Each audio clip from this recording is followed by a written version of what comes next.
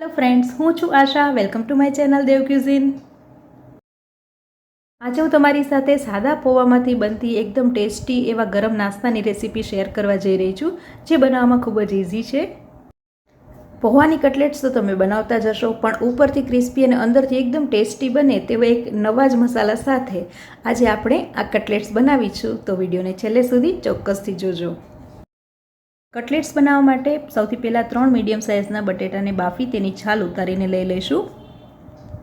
3 medium સાઇઝના બટેટાની સામે 2 cup સાદા પૌવા લઈશું, જે પરફેક્ટ મેઝરમેન્ટ છે અને બાઇન્ડિંગ પણ સરસ આવશે અને ટેસ્ટ પણ બંનેનો સરસ આવશે.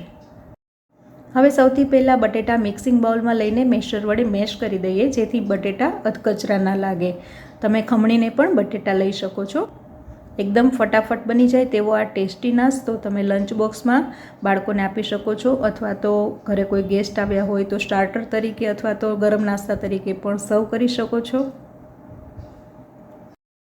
પોહાને મેં ચાળી લીધા છે. હવે 4 થી 5 વખત વોશ કરી લઈએ.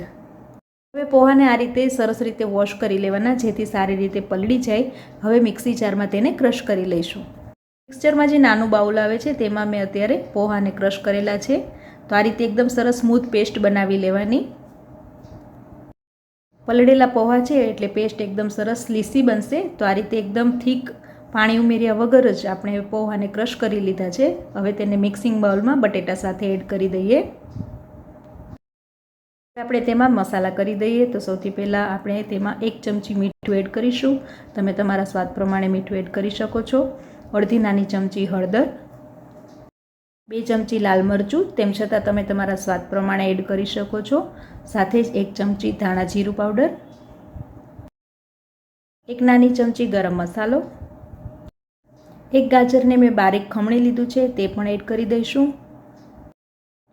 4 થી 5 ચમચી જેટલા ઝીણા સમારેલા કેપ્સિકમ એડ કરી દઈએ. 2 લીલા મરચાંની પેસ્ટ. આપણે તેમાં એડ કરીશું 2 ચમચી શેઝવાન ચટણી. જો તમે લસણ ન ખાતા હોય તો ચોક્કસથી તેને સ્કીપ કરી શકો છો. આપણે એકદમ નવી અને ચટાકેદાર ટેસ્ટવાળી કટલેટ્સ બનાવી રહ્યા છીએ, તો 1 ચમચી લસણની પેસ્ટ પણ હું એડ કરીશ. જો તમે લસણ નથી ખાતા તો આ બંને ઇન્ગ્રેડિયન્ટ સ્કીપ કરી શકો છો. હવે તેમાં 1/4 કપ જેટલો આરા લોટ આપણે એડ કરી દઈએ, જેથી બાઇન્ડિંગ સરસ આવે. 2 થી 3 ચમચી ઝીણી સમારેલી કોથમીર એડ કરી દઈએ અને સાથે જ ટેસ્ટને બેલેન્સ કરવા માટે 1 ચમચી ખાંડ એડ કરી દઈએ. હવે બટેટા સાથે આપણે બધા જ મસાલા અને વેજીટેબલ્સને સારી રીતે મિક્સ કરી લેવાના છે. તો એકદમ સિમ્પલ મસાલા છે, પણ તેનો ટેસ્ટ જે ચટણી નાખી છે તેનાથી ખૂબ જ સરસ લાગશે અને નાનાથી લઈને મોટા બધાને ચોક્કસ ભાવશે. મસાલા સારી રીતે મિક્સ થઈ ગયા છે તો હથેળી પર થોડું તેલ લગાવીને 1 ચમચી મસાલો હથેળીમાં લઈ મનગમતો શેપ આપી દઈએ. અત્યારે મેં લંબચોરસ શેપમાં કટલેટ્સ બનાવી છે. તમે ગોળ, લંબગોળ કે ચોરસ શેપમાં કટલેટ્સ વાળી શકો છો. એકદમ ફટાફટ આ કટલેટ્સનો શેપ આવી જશે. તો આ રીતે બધી જ કટલેટ્સ આપણે તૈયાર કરી લઈએ. તો એકદમ ઇઝી એવી આ રેસીપીનો વિડીયો જો તમને પસંદ આવે તો તમારા ફેમિલી ફ્રેન્ડ સાથે ચોક્કસથી શેર કરજો. તો અહીંયા બધી જ કટલેટ્સ મેં રોલ કરીને રાખી દીધી છે. હવે એકદમ ગરમ તેલમાં આપણે આ કટલેટ્સ તળી લઈશું. તો મીડિયમ ગેસની ફ્લેમ પર આપણે ગરમ તેલમાં કટલેટ્સ તળવાની છે. કટલેટ્સમાં ઉપરથી બધા જ બબલ્સ બેસી જાય ત્યાર પછી તેને પલટાવીને બીજી સાઈડ પણ સરસ ક્રિસ્પી એવી તળી લેવાની છે. તો આ રીતે કરવાથી અંદરથી પૌવા કાચા નહીં લાગે. તો એકદમ સરસ ગોલ્ડન બ્રાઉન કલર આવે એટલે કટલેટ્સને એક પ્લેટમાં કાઢતા જઈએ. હવે આ જ રીતે ગરમ તેલમાં મીડિયમ ફ્લેમ પર જ આપણે બીજી બધી કટલેટ્સો તળી લઈએ. તો ફ્રેન્ડ્સ, ગરમા ગરમ કટલેટ્સ તૈયાર છે.